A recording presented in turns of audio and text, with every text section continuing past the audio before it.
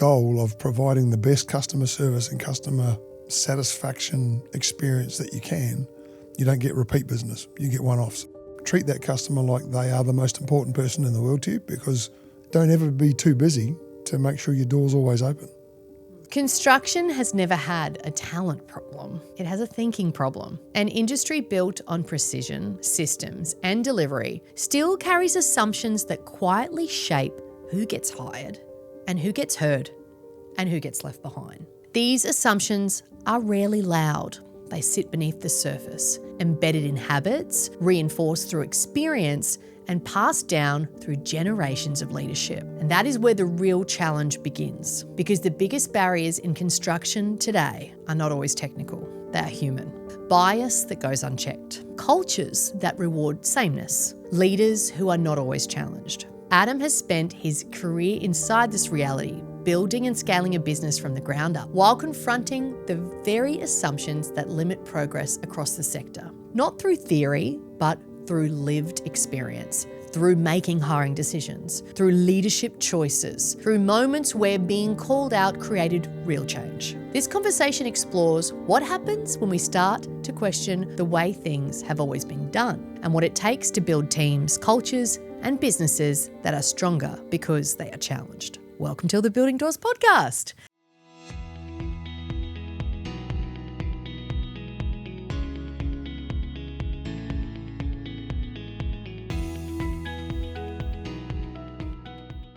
Thanks for coming on as a guest, Adam. Thanks for having me. Thanks for the invite. Look, I'm very excited to get into it, because having the chat with you yesterday, I learned a lot more about you than I even knew, in terms of your life journey and changes you made through personal circumstances too.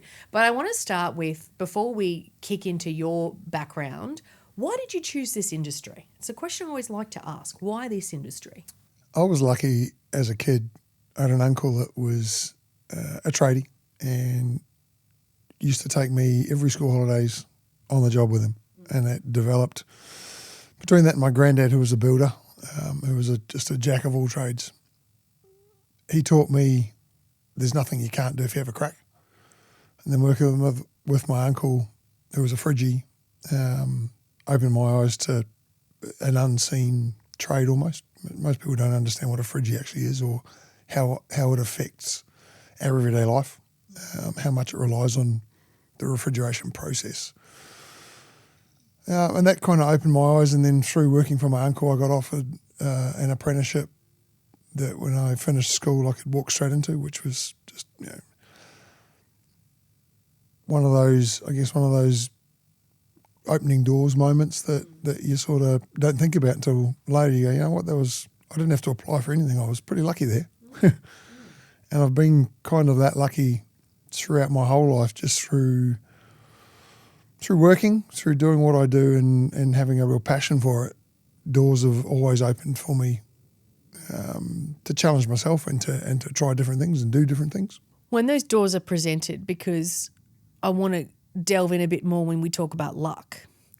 Is it luck or is it hard work as well? Oh, it's a combination of both. I think hard work generates the luck, that people see your hard work and will offer you opportunities that someone else wouldn't get. Now, some people might call that luck.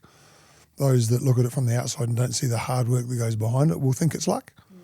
But I guess when you're doing it, it is your hard work. It's your work ethic that people notice, rather than necessarily the hard work itself, that then creates the opportunity. You said something as well that I think is so important that we don't always talk about, and it shines through when people are, doing a role, when you hire a supplier, when you bring someone into the business, passion.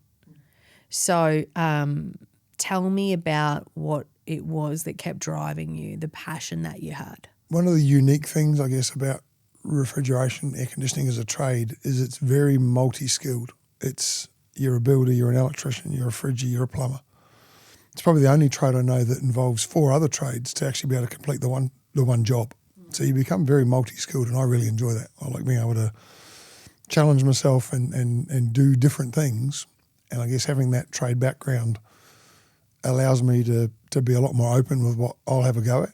Like I've made furniture, I've built constructions, I'm not a builder, I'm not a furniture maker, but I guess through that attitude of adaptability and capability, belief in yourself, you have a go. Do you always believe that you can kind of do anything or fix anything? Have you renovated places before yourself as well? Yep. Okay. There's nothing that I won't have a go at. I love that. Yeah. I've seen my husband fix a tractor using ChatGPT before. That was quite funny. My wife loves it. My shed is an absolute mess because it's full of every kind of thing you could imagine because I throw nothing away and I reuse it. Do you also, does your wife give you a list of, like if you're travelling away, do you have a list of jobs that you come home to or fixing things that you've got to do? No, I tend to do that before she gets to a list. Oh, love it. Look at you. Gold star husband. Yeah. I mean, we moved into our house and she said, I want it industrial style. I said, right, show me what you're thinking. And she went and found this table and chairs on the internet. And we went and had a look at it in a furniture shop and it was like $4,500. And when I looked underneath it, I thought, you know what, I can build that. I reckon I can make that. So I went and did some research and found some materials and I built that $4,500 dining suite for under $1,000. Wow. And it looks identical to what was in the shop. In fact, probably better. Yeah. Because the top of it's actually made of an old bowling lane. Yeah. Okay. That's a cool thing to really be able cool to do. Like it's just, and people say, oh, yeah, you should make those things for a living. No, because it would take the enjoyment away from me for doing it. Because for me, it's about the challenge. How do I work out how to make that thing or how to fix that thing? And once I've done it, okay, what's the next challenge? I don't want to have to repeat that same thing again because it's no longer a challenge. It's something I've achieved. Yeah. Where's the next challenge for me? Well, one of the challenges you've mentioned to me in the past, which I want to touch on as well, is growing and scaling a business that you worked with in the past. And I loved what we touched on some of the hiring things that you did and some of the decisions you made to get, what was it? I think 97% retention. So I have to cover that. When you give me those kind of stats, I'm like, Adam, tell me more. So tell me about that challenge you were posed with in your career. So the challenge was coming to a new town with a business that was not established in Brisbane, yet it had a almost 80-year history in Victoria. Starting something like that almost from scratch with no acquisitions, so it was all purely organic, was a challenge in itself. I mean, I guess the belief of the MD in Melbourne in me to be able to achieve that with lots of support from people in Melbourne, but his belief and trust in me that I could do it was pretty astounding. I mean, it was pretty cool. And it allowed me the opportunity to build a business from the ground up the way that I thought it should be built rather than stepping into a business that someone else had built and it's full of all the problems that those businesses have. So it gave me an opportunity to be able to say, okay, well, what does an ideal service business look like? What are the critical elements it needs and what's the rubbish it doesn't need that you tend to inherit when you buy another business or you step into a business that someone else has built? And I guess the fundamentals with those were, number one is customer service. Without an overriding goal of providing the best customer service and customer satisfaction experience that you can, you don't get repeat business. You get one-offs. And no service business is sustainable with one-off business. That's very much a project mentality. You go and do a project, you step away from that project and go to the next project. You don't go back to the same project, whereas service is the opposite. You want to be continually asked to come back to that same customer to continually fix their things or upgrade their things or whatever the service is that they require. So getting people that shared that mindset was critical. A couple of the foundation employees that we managed to jag were crucial in that because they absolutely shared that vision and they had really strong connections within the industry in Queensland or in southeast Queensland that we spoke about yesterday. I then tapped into and said, right, who do you know that does what you do that you would want to work beside, that you would recommend? And that became my hiring philosophy for the next 10 years was that if I can hire by recommendation of current employees, nobody wants to recommend someone that's a poor performer because it reflects on them. Whether or not it's their performance, the fact they provided a recommendation for someone that doesn't perform, they see that as a black mark against them. And personally, I do it too because don't recommend someone if you don't support what it is that they do. So through doing that, we managed to secure what I felt was the best technician team in Queensland, because the people that came wanted to be there. It wasn't just for the money. They came because there was an environment that provided them with challenge, provided them with all the tools and equipment they needed, and it provided them an environment that they could grow in and they could thrive in. And the interesting part as well, which I think people don't always think about, is there's the part where you're getting them to, basically recommend someone and put their reputation with someone else.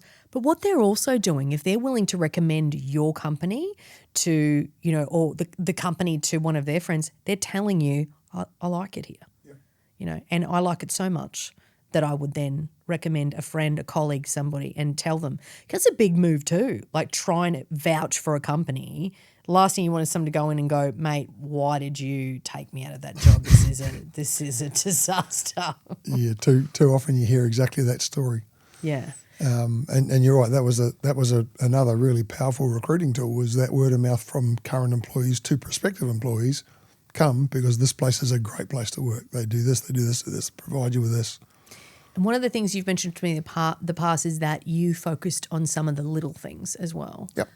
Tell us more about that too. So to me, it was about, a lot of trade roles require the tradesmen to supply all the tools themselves. And they might give them a couple of dollars an hour or $20 a week tool allowance to fix or repair their tools. The kind of tools that our tradies are using these days can cost hundreds, if not thousands of dollars. When one of those things breaks down, it's a pretty major financial hit to them if they've got to repair it or replace it. So we decided very early on that we were going to take that pressure point away from the employee and supply them with every major tool that they would need from the company. So the company provided them with a full kit of all the tools. And not your cheap, low-end Bunnings tools. They were high-end, expensive tools that we knew were reliable from our point of view, so they weren't going to break down, but also it gave the tradies a sense of pride that they could open their vehicle and they had all these really high-end tools. They would show them off to their mates from opposition companies saying, this is what I get, what do you get? So it became almost an ego-driven thing that my gear's flashier than your gear. Excuse me. The upside to that was if a tool ever did break down, it was bring the thing back to me. Here's a replacement. Get on with your job. You never had to worry about, I can't afford to fix it this week. I'll have to wait a couple of weeks, so I've got to compromise how I do my job. It was, here's another one. I'll take the broken one and either replace it or get it repaired. You can keep going and doing your job. And then another thing you'd mentioned as well, the shirts. Yeah. A really interesting conversation when we first started out in Queensland was that the uniform policy was dictated out of Melbourne, because the company had been there for 70-odd years, 80 years. Melbourne's a very cold environment. Jumpers and jackets in the winter and thick cotton shirts during the winter. Even during the summer, they rarely wore polo shirts even. 3 or 4 shirts standard uniform order because you had time to wash them between days. Come to Queensland and a tradie's wearing 2, if not 3 shirts a day in the middle of summer because they're sweating so much. The disadvantage in working in the air conditioning industry is those poor blokes don't get to work in an air-conditioned environment. They go where the air conditioning's broken. It's hot, it's sticky. You fix that air conditioner, you get it to nice and cold for the people working there, and then you go off to the next hot, sticky place. So providing the guys with 8 to 10 shirts allowed them to be able to carry spares in their car. They could still get them home and get them washed in a couple of days. But it didn't mean they were having to walk around feeling uncomfortable. Just that little thing of just some extra shirts and making sure that they always looked and felt that they were proud about their appearance, because their shirt could always be clean. Now, they'd do a dirty job. Hang on, I've got a spare shirt in the car. I'll just go and get changed. It's like all these little things,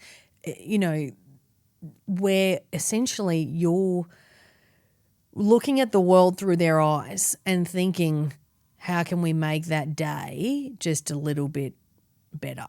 It helps having come from doing what they do, I guess, maybe. Yeah.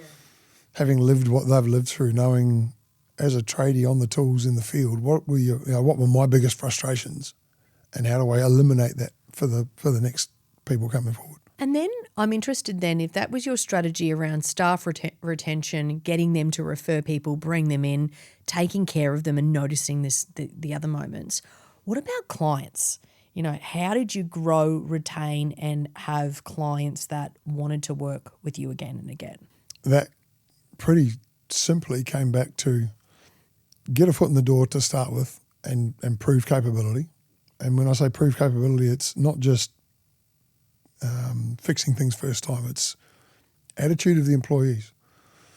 Most of the customers are loyal to the person that turns up on their doorstep rather than the actual company itself. Yeah. If they enjoy the interaction with that person because that person's happy in their job, they've got all the tools they needed, they feel supported and they look professional, and that to me was one of the biggest things, look professional, then that becomes a repeat customer. And as long as you continue to treat that customer like they are the most important person in the world to you, because in their eyes they are, and so they should be treated that way, they'll keep coming back to you.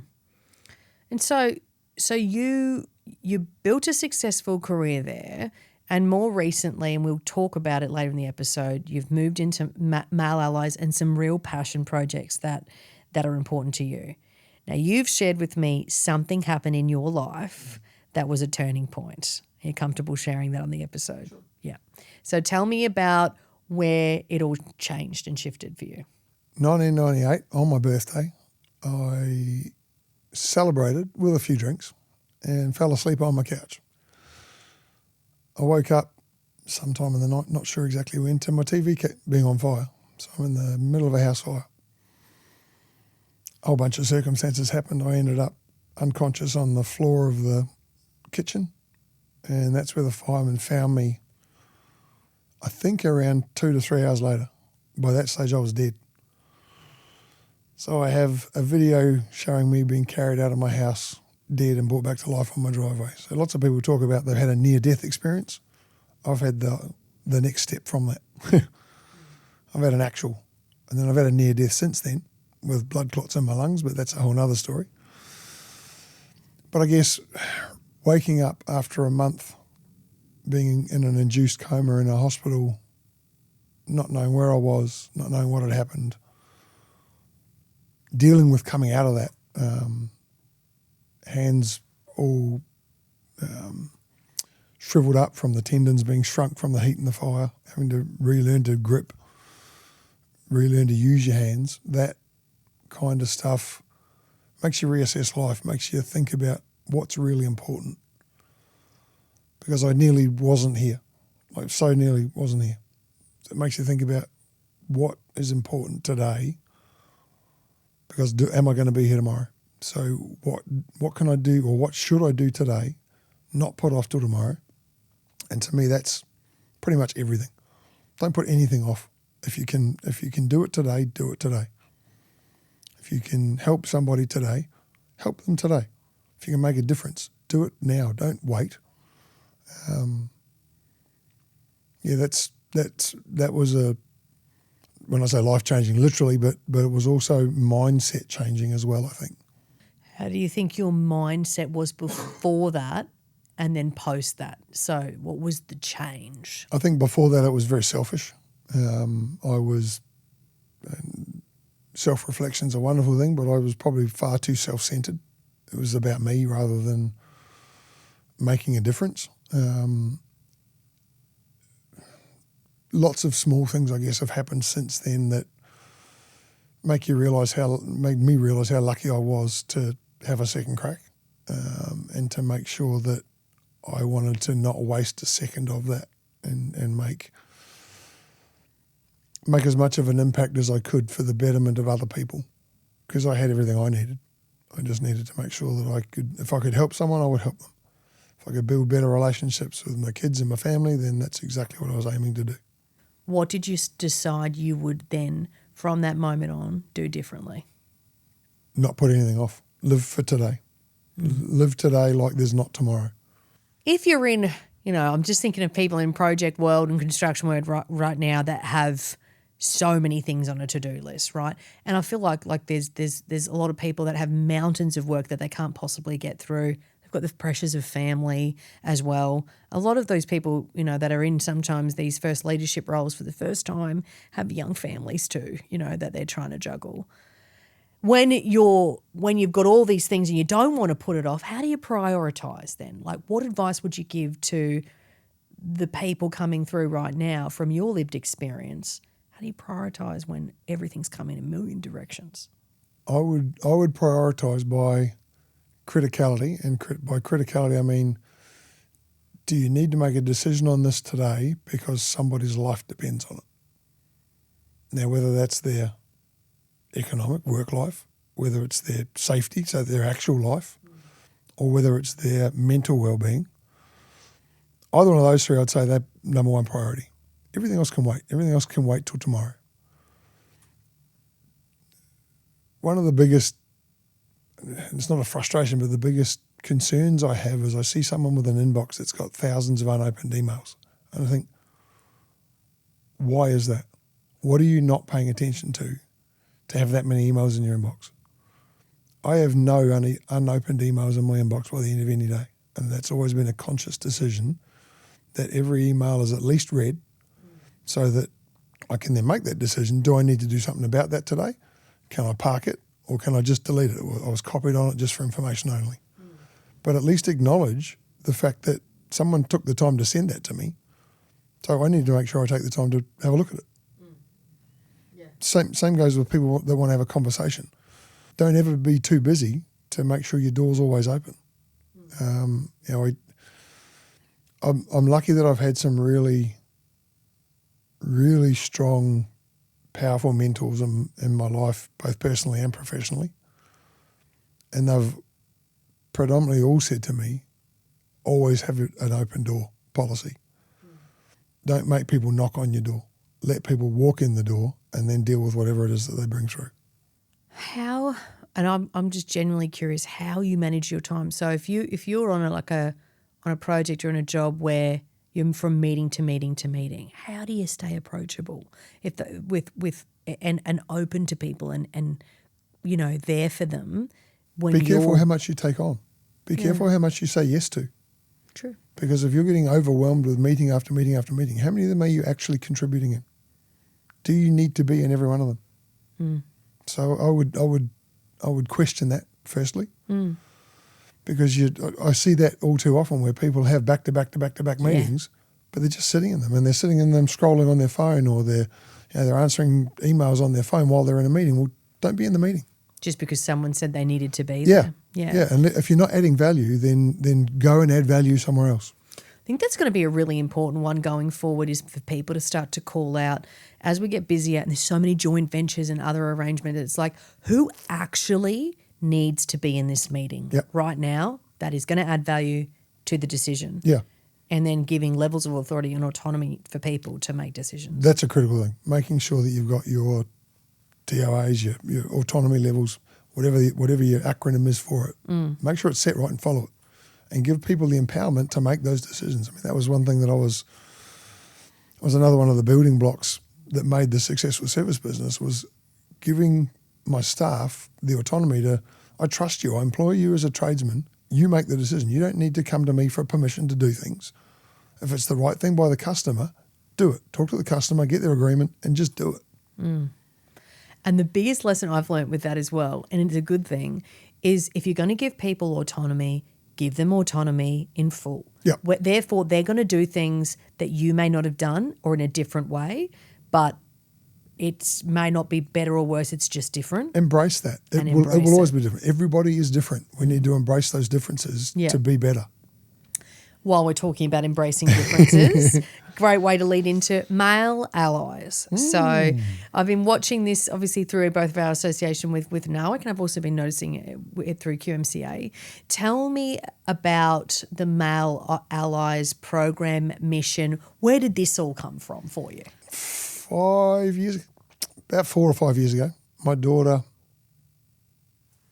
youngest daughter, Chevy, wanted to get into a trade. She decided university was never going to be for my kids. They've seen me as a tradie. They've watched me be able to fix and build and do anything, and they all thought, we want to be what Dad does, do what Dad does, but we don't want to be a Friggy. We want to be a tradie but not a friggie. So talking to their school, there was no real pathways from the school they were at for a female to get into a trade. Like, it was almost closed doors. It wasn't something females did. You know, females, you have kids. You go to university, maybe you'd be a doctor or something like that. But trade, no. Blue collar, no. So I found NAWIC through Rad. Good old Rad. Good old Rad. Shout out Rad. You're a legend, Rad. She's such a legend. So she introduced me to NAWIC, and through that, it kind of opened my eyes to there's a whole world of support for this stuff that we didn't know as a dad with a daughter trying to get her into an environment. And through that, I've just embraced more and more of it and become, I didn't know it at the time, but I was a male ally. You know, I was someone that was promoting women to get into a male-dominated industry without realising what it was that I was doing. And through the process of being in NAWIC, the whole word male allyship's come out of it. And then over the last couple of years, I've kind of really embraced it and become really passionate about it to the point that we're now running the program for the emerging male allies, because the construction industry, for it to change and embrace females, it's not a female problem. It's not a female-led problem. It's a problem that's created by the men in the industry and the decisions they're making. It's the environment they set. It's the culture that they've created and allowed to just be there. Whether they like it or not, it is what it is. So how do we change that? There's been lots of noise and talk and attempts at changing it from the top down.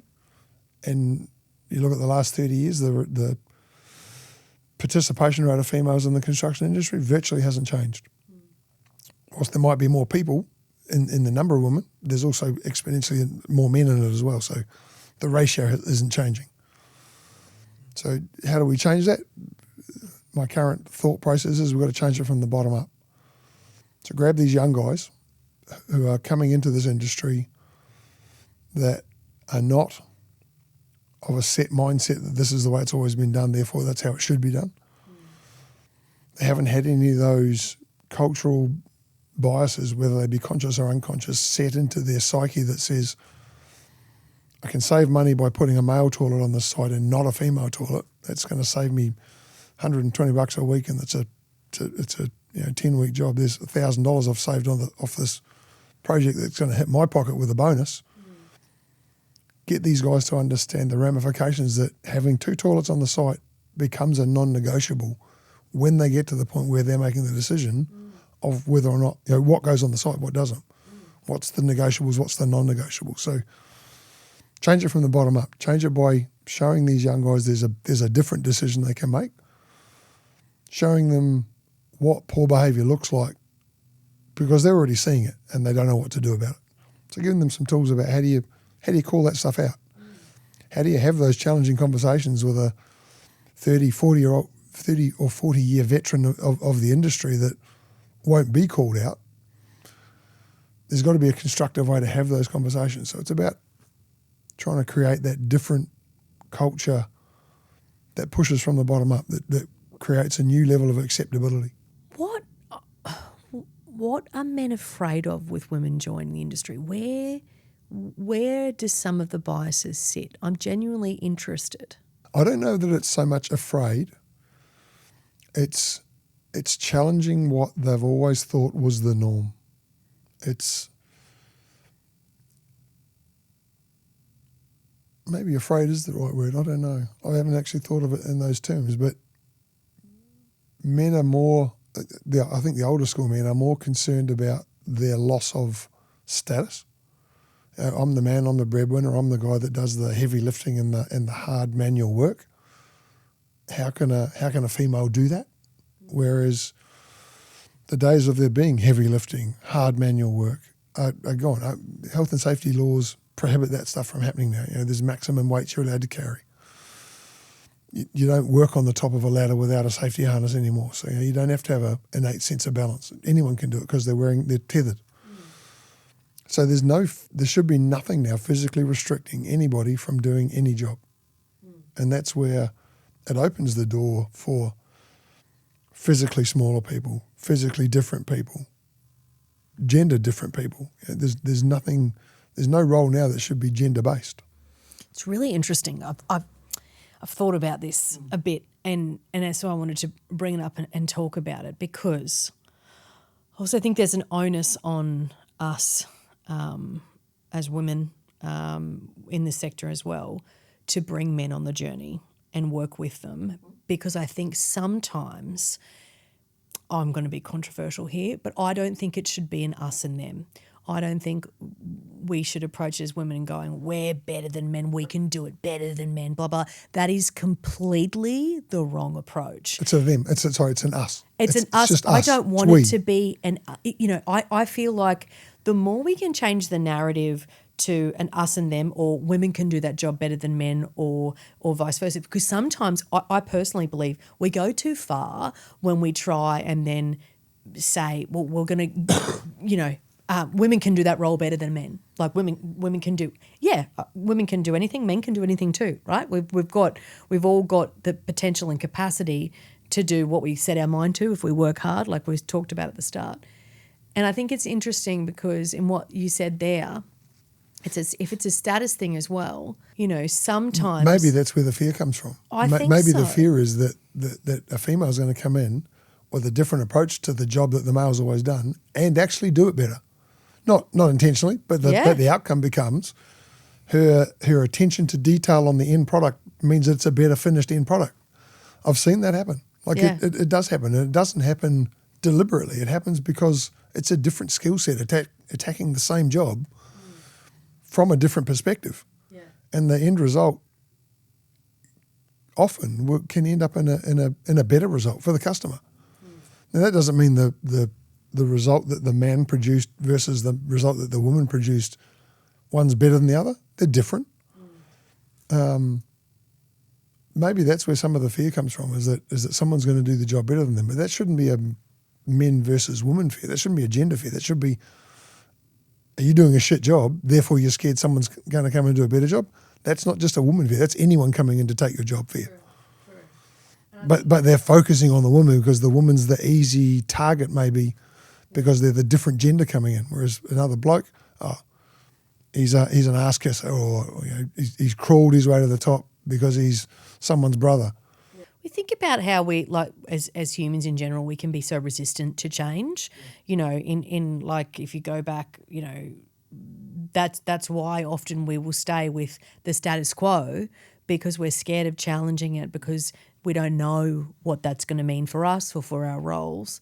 And so I think the interesting thing over the next decade, the reality is we don't have enough people to do the work that we need to do. So all of a sudden we're in this position where it's like, people can start to see, hey, your role isn't at risk. There's plenty of work, but we need more people, and we need you to be part of the solution with us to make that happen, to build a better industry and infrastructure for the community. And I think it's a really interesting time. With male allies, what are some of the things or the outcomes through the programs that you want to see change, shift? What are some of the objectives overall? I would love to see, if there was one overriding outcome that sort of override everything else, I'd like to see the microaggressions disappear. I'd like to get rid of those little things that over time add up to the women in the room saying, you know what, I've just had enough of that snide little remark, that offhand comment, that bullshit thing that just happens. Each one of them is not enough to do something about on their own, but over time they build up to become overwhelming, and they say, no, this industry is not for me. Retention's our number one problem. Attracting people into the industry is relatively high. It's good. We don't keep them in the industry because the culture's shit. And those microaggressions are a big chunk of the reason why females say, no, this is just not for me. If we could get rid of that, if we could make it welcoming where people felt comfortable all the time and enjoyed what they did and enjoyed the environment they were in, that would be ultimate. I'd like for there in 10 years' time to not be any need for even the term male ally. Because I think even that on its own is almost divisive.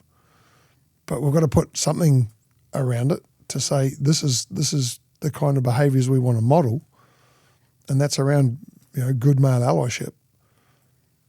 let's get to a point somewhere where that's just the normal behaviour. It's not male allyship anymore. It's just the way men behave. What's an example of a microaggression? I'm interested in that. Like, what's some of the things that you'd class as a microaggression? Picture a meeting room. Yeah. There's 10 engineers in the room. One of them's a female. She mentions an idea early in the meeting. It gets talked over. A male mentions a very, very similar, if not the same idea later in the meeting, and he gets paid the attention. Suddenly it's his idea. But she said it at the start of the meeting, and it gets talked over. The typical, that same one female in the room, make sure you take the notes for the meeting. You keep the minutes because you're the female in the room. Yeah, that kind of bullshit attitude. Those are the little things. I mean, I met an engineer from one of the tier 1 construction companies who had a conversation with me a couple of years ago in one of the NAWIC mentoring sessions, and she was in tears because of the way that she was being treated on site and that she was working for a tier 1 company by some of the subbies that would openly, in front of everybody, say, "What are you doing here? Why aren't you at home cooking tea for the family?" She was not from Australia, so she was already battling the biases that come with being an immigrant worker. There was a male and a female senior engineer on the job, plus a graduate male engineer. The other male engineer had taken the graduate under his wing and said to the female engineer, "Well, you go off and do the other end of this structure and me and the other boy will look after this end." Excluded her from most of the meetings, allowed this kind of behaviour out on the actual work front to continue, stood there and watched it happen. That kind of microaggression, this lady was ready to leave the industry.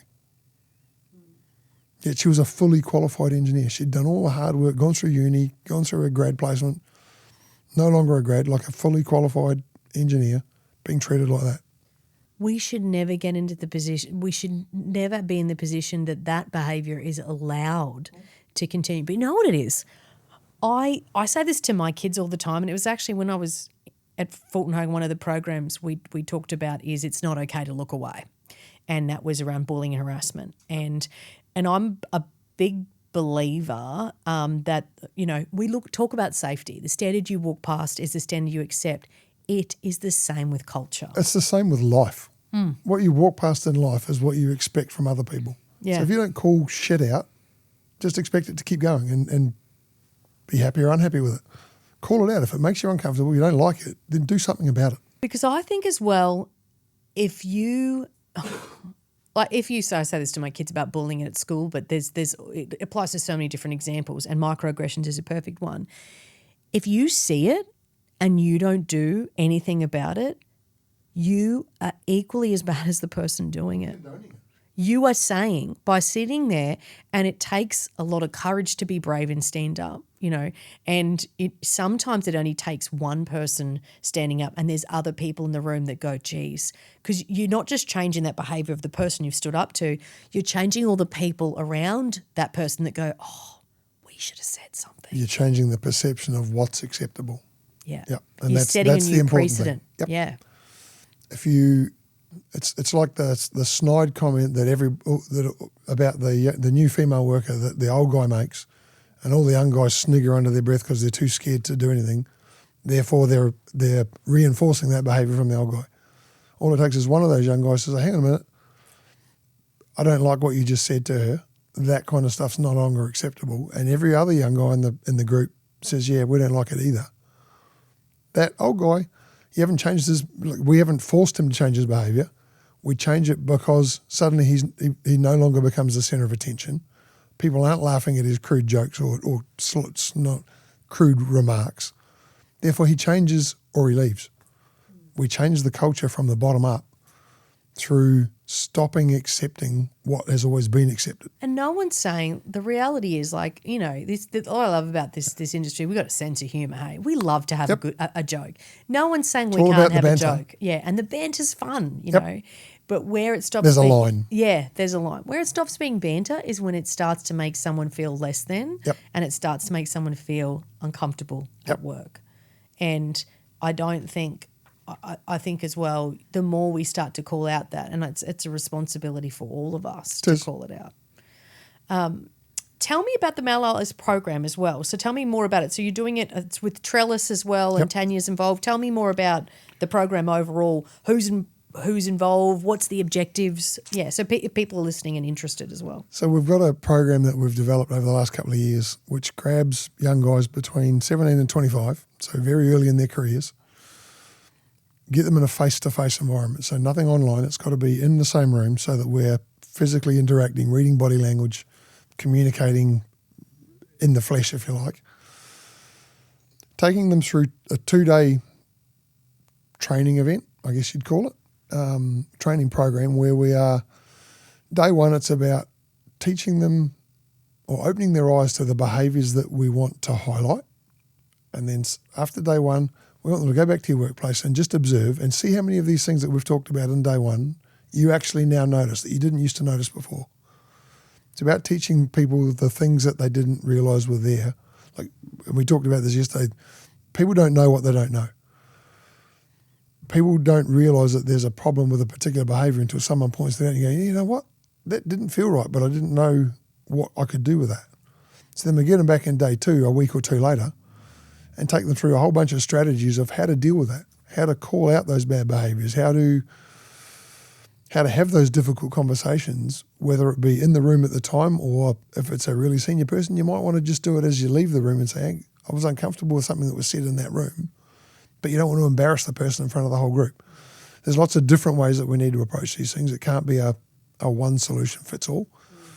But it's about taking these young guys on a journey to give them the tools that as they become in more influential positions in their career, they're ready to make decisions differently to what they would have made them before. It was interesting. We were at QUT together. One of the graduates actually commented me and said, surely in this day and age, this, like, they haven't graduated yet, right? And said that this doesn't happen with the more progressive way we approach, diversity. And I didn't say much, but it's going to be interesting for them coming in. And the view is what I loved to hear from that is that he was a view of, like, of course this isn't happening. So there's a willingness there, for that they, and maybe a naivety as well. They haven't yet got into the industry and seen. I think the beauty for these young ones coming through though, and that's one of the reasons we're highlighting this 17 to 25 age group, is they have a lot less fear in confronting some of this stuff. Yes. To them it's almost like we heard at QUT, they can't believe it's happening. When they get on site and see it happen, if we can give them the right tools and the confidence to be able to still be brave, even though they're not school kids anymore, they're now workers, be brave and challenge that behaviour, that's how we're going to fix it. That's how we're going to fix this industry. I think, and it was really when we were all sharing really openly about some of the things and personal experiences, just the genuine shock from some of the guys was like, "Does that happen?" I'm like, "Yeah, it has. It has." I had another conversation at one of the mentoring events with a senior engineer who had come out of a meeting where she'd challenged. She was customer side. There's engineers on the builder side. She'd challenged the builder side and said, I don't want you doing it this way. I'm on client side. You're going to do it the way I want it done. As they left the room, the male client side, male contractor side builder, hip and shouldered her into the friggin' wall where no one could see. She told me about it like 2 or 3 days afterwards, and she was visibly upset about this, that someone would do that to a female, for God's sake. That kind of bullshit still happens, and that horrifies me. What did she do? Did she? She reported it. Yeah. But at that stage, it was still very early days, and I haven't seen her again to know whether it went anywhere or what happened with it. Oh my gosh! For someone to think that that's even half pie, that you'd think about that, let alone actually do it, like, that horrifies me. That there's still people in this industry that think that that's okay. Yeah. Far out. Yeah. Look, and I think that this Male Allies program and the work that you're doing, and also just speaking out and just making people aware.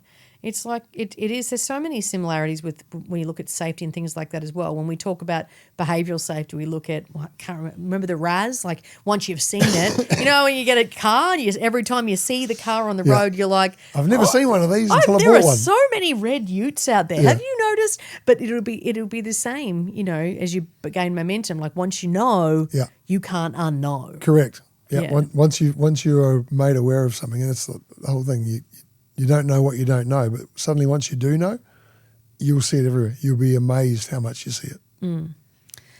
So with all the work that you have done and are doing, what's the legacy you hope to see from your work in the industry? Culture change. I want to be able to look back and say, you know what?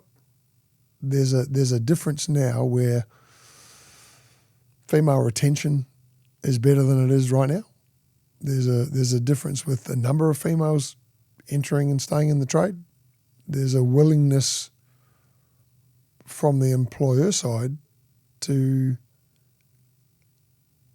hire based on capability. And in that capability, take into account, and I'm trying to think of the right word that Tanya taught me. There's a terminology that says, you know, a young guy has always spent his childhood in the shed with dad, so he knows essentially what tools are. The young girl, if she wasn't particularly motivated to do that when she was younger, but later on in her teens or early adulthood, says, you know what, I want to do a trade, I want to do a professional something, and she hasn't had that background of knowing what the tools are, but she has an interest now. Recognise there's a difference there, but also don't discount her because she doesn't know what those tools are. She now has the same desire to do the job as that young guy does, side by side. So don't necessarily bias him because he's got a little bit more knowledge. Hire them on their passion. Hire them on their interest. Hire them on their capability. Look at them with that different lens. I like that a lot. Now we're going to talk about the rocket round. And I've just started making this up because I used to have the same rocket round and I got bored with it. So I just ask random questions now about you as a person. So what's one thing that really scares you? A phobia perhaps, or something that... Spiders. Yeah, I hate spiders. Okay. Well, who gets this? So you don't get the spiders out when everyone's screaming because there's I squash them. Well, that's as close as I'll get. That's as close as you'll get. And what are your hobbies and interests outside of work? Making stuff. Making stuff and building stuff. Yeah, I love the challenge of. My wife showed me a picture of a lamp. She said, "You reckon you can make one of these?" And I went and looked at it and I said, "Yeah, I can make that." So I went and bought a couple of railway sleepers and carved them out, and I've now got lamps. I'm going to ask you to show pictures at the end. I'll show you some pictures of that. Show me some pictures of what you built because that's awesome. Which are pretty cool. I love that kind of challenge. I love getting in my shed and pottering. Are you lawn proud as well? Like, do you hell yeah. Okay. I was doing a job brief with Paul and I had to cut the guys off because literally for the first 10 minutes they were talking about lawns and I'm like, I'm going to give you guys your lawn time, but then we've got to get into the job brief. So I love... Just house in general. Yeah. I enjoy my house, my property. I live on 1.5 acres and I like it to look like it's maintained. I like it to look like someone actually gives a shit about it. Yeah. That's awesome. Yeah. And what is something that if people knew it about you, it would surprise them? I like to think I'm a pretty open book, so I don't know what would surprise people. Any books that you read that people may not predict? Mills and Boon romances or anything? Nah. There's not much that's hidden to me. I'm a pretty open book. I love that. You're just happy to just share. Yeah, I'm me. And I guess that's maybe another outcome of the fire and the episodes in my life that I don't hide anything. I am what I am. You either like me or you don't like me, and if you don't like me, that's fine. It's your choice. But if I get along with people, I get along really well with them. I don't tend to be halfway. You're either all in or yeah. And what makes you feel like you're home? My family, being around my family and my dog, having a glass of scotch in my hand. I love that. And what kind of dog have you got? You know I'm animal mad, so I got to know. Oh, I've had absolute every dog there is. Currently, I've got a beagle. A beagle, awesome. awesome. And we've got a new addition to the house. My son's bought a dachshund, mini dachshund. Oh wow! I've went through the puppy phase recently. I got a moodle. A moodle? Yeah, and I thought that the moodle would be, a chilled dog. No. We've got a border collie and a moodle. So it's fun, and I'm. Look, I really appreciate your time in coming on the podcast because I do think you've been an open book and you've shared honestly. And I really do hope that people listening, take something away from it that they can change in their day, whether it's noticing microaggressions, whether it's joining the ally program, whether it's also just thinking differently about the way they reward and recognise their own teams too. Tell me about how can people connect with you, learn more about you, and, you know. Jump on my LinkedIn. I'm on LinkedIn. I'm on Facebook. I'm not private from anything. So if you want to link with me, just send me a connection. Will we see pictures of your dog on Facebook? Yeah, more than likely. Oh, okay, that might drive some people to connect as well. Look, thank you so much. Dog, my motorbike, your dog, my motorbike, cars, stuff that you've built. Yeah, stuff that I've built. Looking forward to seeing that. Thank you so much, Adam, for coming on as a Thanks, guest. Lauren. All right. If this episode gave you new insights, don't let them go to waste. Take action. Apply them. And if you want more insider strategies from the best in construction and infrastructure, make sure to subscribe. Share this with someone who needs to hear it. And remember, the leaders who open the most doors aren't waiting for opportunities, they're building them.